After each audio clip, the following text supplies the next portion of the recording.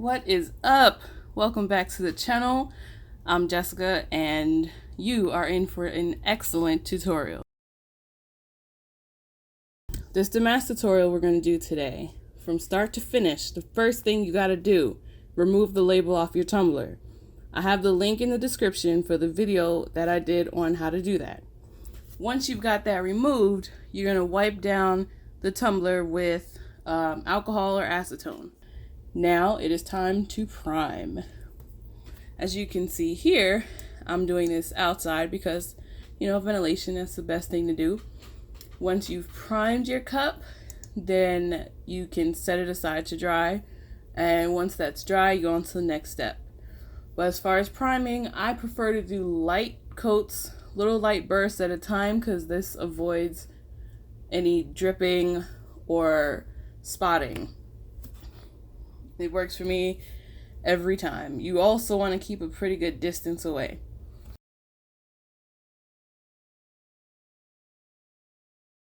Now here I'm using a glow paint from Walmart, and this is going to be my first layer for this particular cup. I'm putting it in my airbrush jar, and then I'll be adding the glow powder to that. Now if you're going to be airbrushing, you're going to have to dilute this solution. If you dilute it, your powder may sink to the bottom. So I would use a binder or of some sort, something to keep the particles suspended. As you can see, I did not do a precise measurement for this powder. A little goes a long way, but if we're going to go about this correctly, it's supposed to be 7 grams per 1 ounce, 7 grams of powder per 1 ounce of epoxy. But we didn't get to that part because we didn't mix it into the epoxy yet. We're just mixing it with paint and water. Once you've done your mixing, you're going to airbrush it onto the cup. Or you can use a regular brush. That's totally up to you. As you'll be able to see in a second, I kind of suck with the airbrush. It's a little blotchy. I went over it and did another coat later to kind of even things out. But your main objective here is to get the glowing going, if that makes sense. You want to get the glowing going.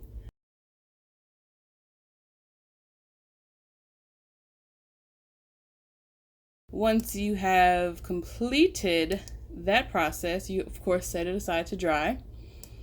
And when that's dry completely, you can go ahead and add on a thin layer of epoxy. Here I'm mixing part A first, or I'm pouring in part A first into my cup.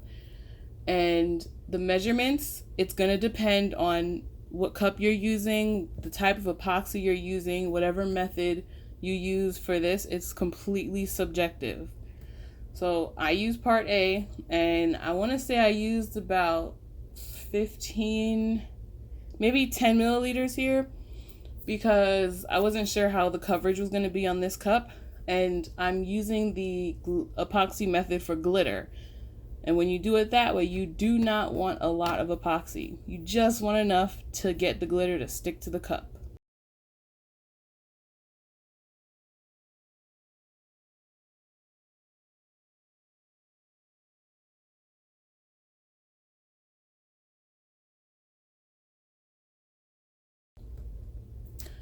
Here I'm getting my warmer ready because, as you know, I like to warm part A before I put it on the cup, or before I mix in part B. I'm gonna time lapse this. All right, part A is ready. Testing it out. Now it's time to pour in part B.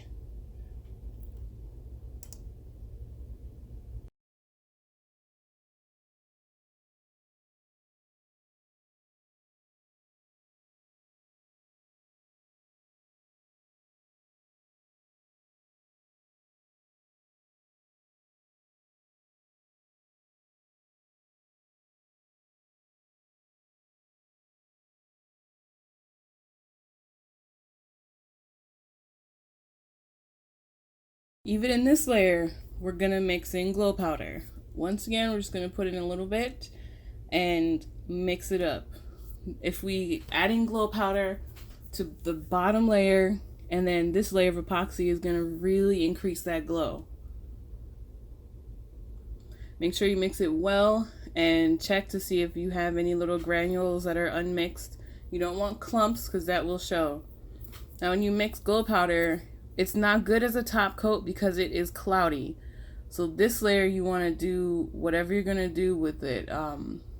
Glitter or alcohol inks or whatever.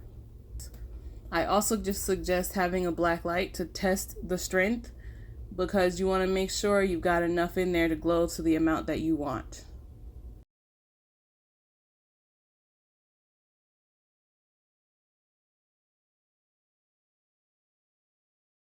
Once you're satisfied with the glow, it's time to put it on the cup.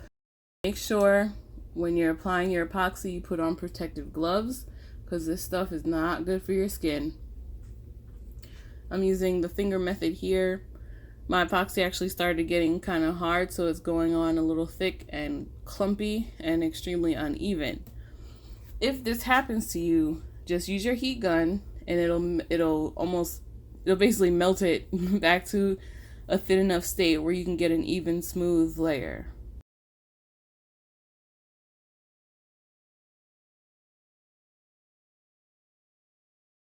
And as you see that white spot that keeps coming around the corner and haunting me, I'm terrible at airbrushing, and if you get a spot where you've oversaturated the paint, don't touch it. Because it will show what's on the bottom. Just leave it alone. Hopefully it'll go away, or you can paint over it, whatever. Just don't touch it. Next, we have the glitter application.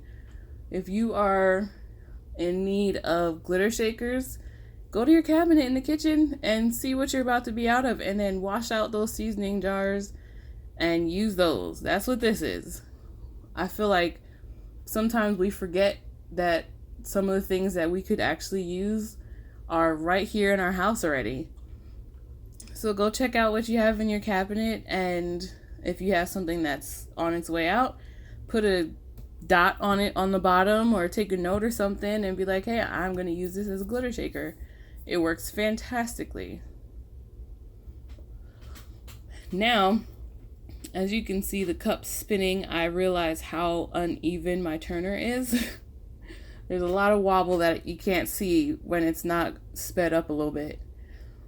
But here I'm watching as my glitter is absorbed into the epoxy. This is also glow in the dark glitter that I made with that powder. I am evaluating the wet spots. I wanted a full coverage with this glitter. So I'm going back in and doing another full layer and trying to eliminate those wet spots. And sometimes it does take a little while for those to appear, so you just gotta watch it for however long it takes.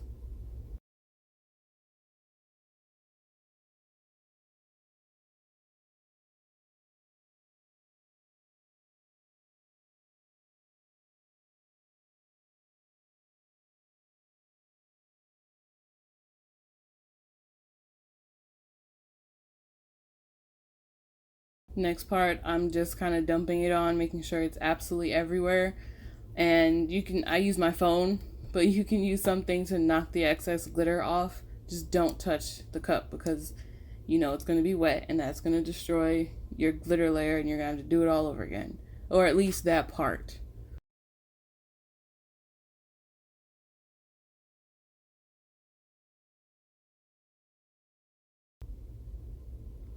Once your layer of glitter has dried, you can apply another layer of epoxy.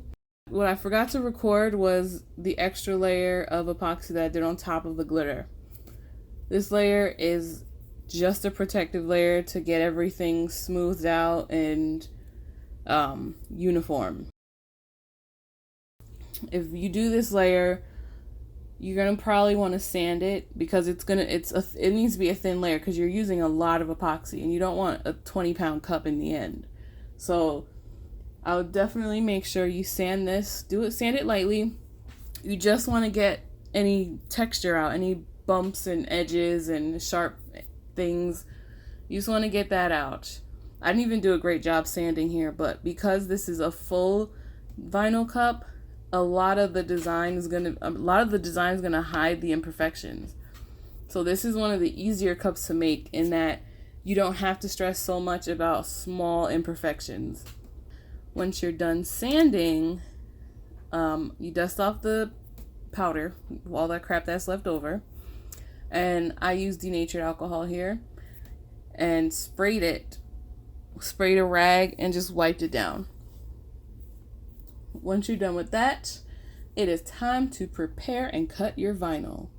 For this, any metallic or shiny glossy vinyl I use that has any kind of metals in it, and by metals I mean metallic look to it, like this holographic and opal vinyl, I always like to wipe down the surface because there's always some kind of adhesive or something that gets stuck to it. Maybe it was a tape from when it was rolled up and there's residue left over. Here, you'll see my cut settings. I'm using a CB09 blade I'm using it in tool 2. I have it set to vinyl glossy and I have my ratchet blade selected. But I'm not using a ratchet blade. I'm using the CB09 blade because I can get much more intricate cuts and much finer detail without it ripping up the vinyl. And I have my the blade depth set at 3, speed is 7, and the force is 7. Single pass mode. And now the fun part. Once you've cut your vinyl, it's time to start weeding.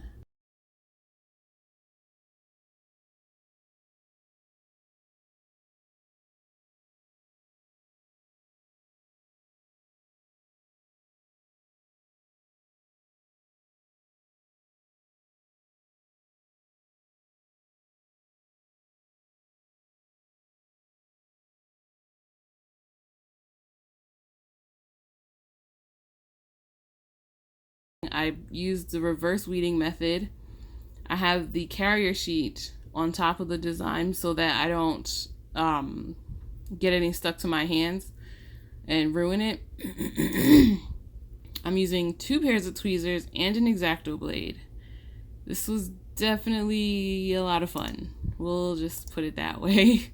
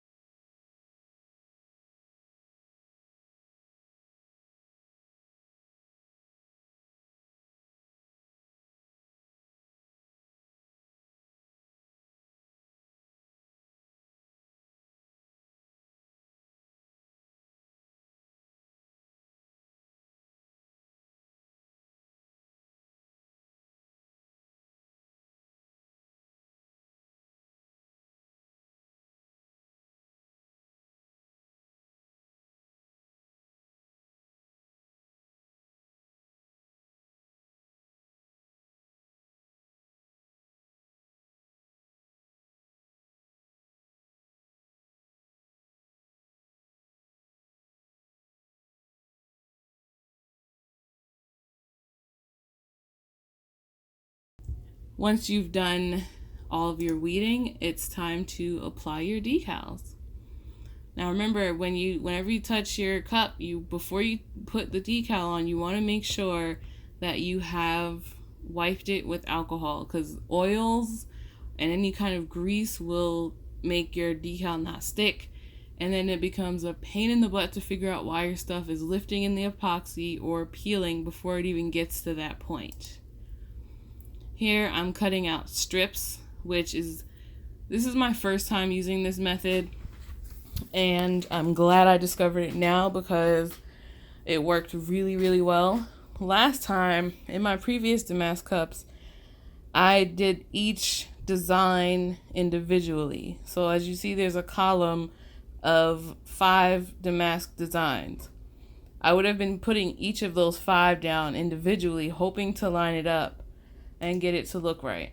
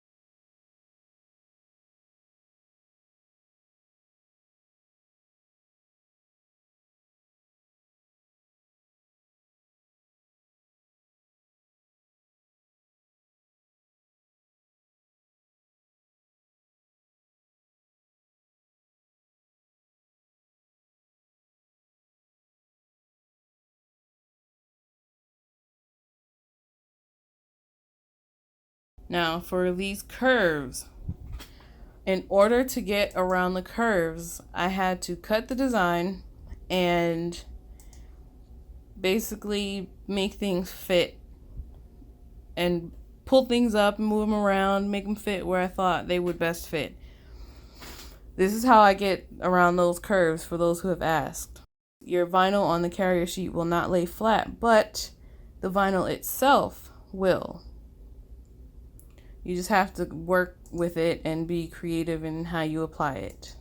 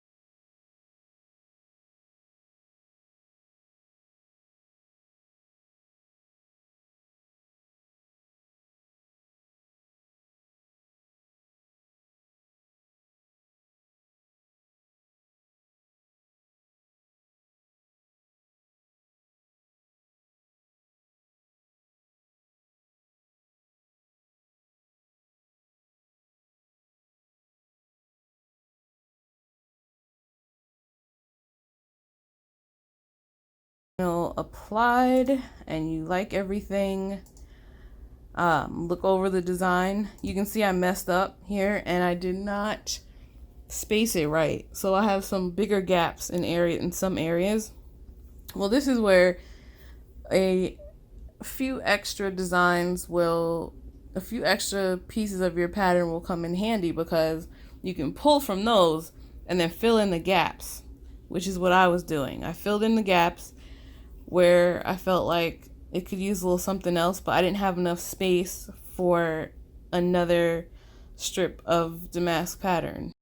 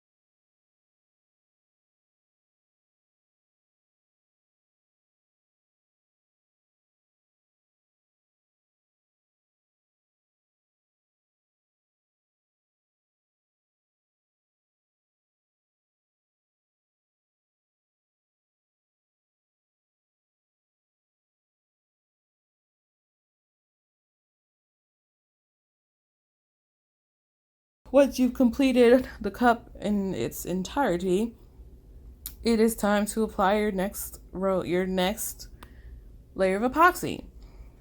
Now this layer, there's no glow powder or anything like that. I did add a little bit of eyeshadow, and eyeshadow is my cheapskate way of using a mica type shimmer. This is just dollar store eyeshadow. I'll put a link in the description for that as well if you guys want. I picked out any little things that I made sure each and every part of the design was weeded properly. I picked out little pieces that I thought were messed up. And once you're done with that, you want to wipe it down with alcohol.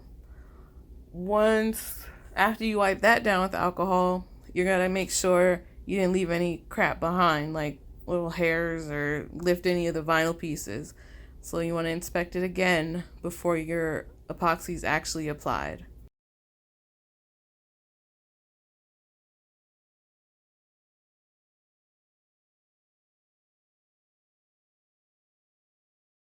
Once again, I am here with the warmer, and I'm putting my part A in there. We're going to speed it up so you can see it transform right before your eyes.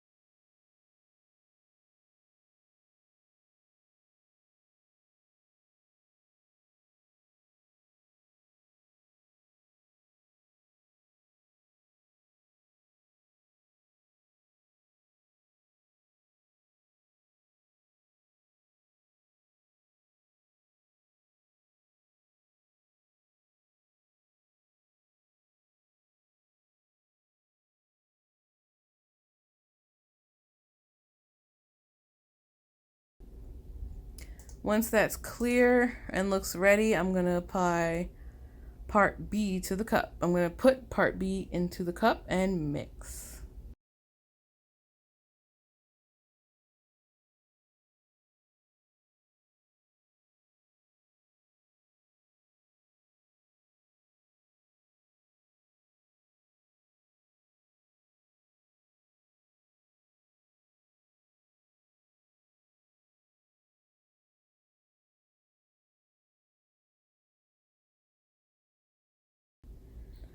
This time I'm using my brush to apply the epoxy. If you'd like to know more about how I did that, I'll put that link in the description as well. And I'll put the link for the video where I clean the brush. It'll teach you how to clean your brushes so that you can use the same brush over and over again.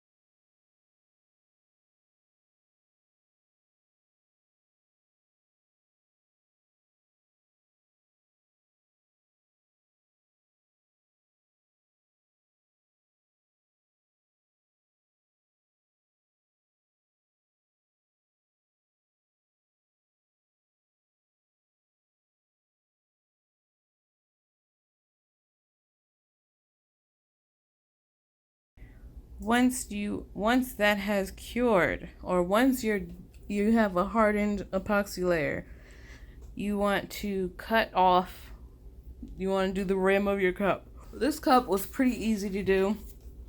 I just took my box cutter, made sure it was at a good angle, and went around the neck of the cup. Then I removed my tape, and voila, a clean neck. I went back and sanded it a little to make sure that there was a good seal between the epoxy and the cup itself. I didn't want a hard edge because that will easily come up. And you don't want your customers returning their cups because the epoxy is separating from the stainless steel. And once you've done that, you are done. You can go back and put a decal on it for a customer, or leave it as is. You can decorate the top. I didn't do that right away. In the end, I ended up putting rhinestones on it. There are a million videos out there, and I'll actually post the one with the method that I used. I'll post that in the description below as well.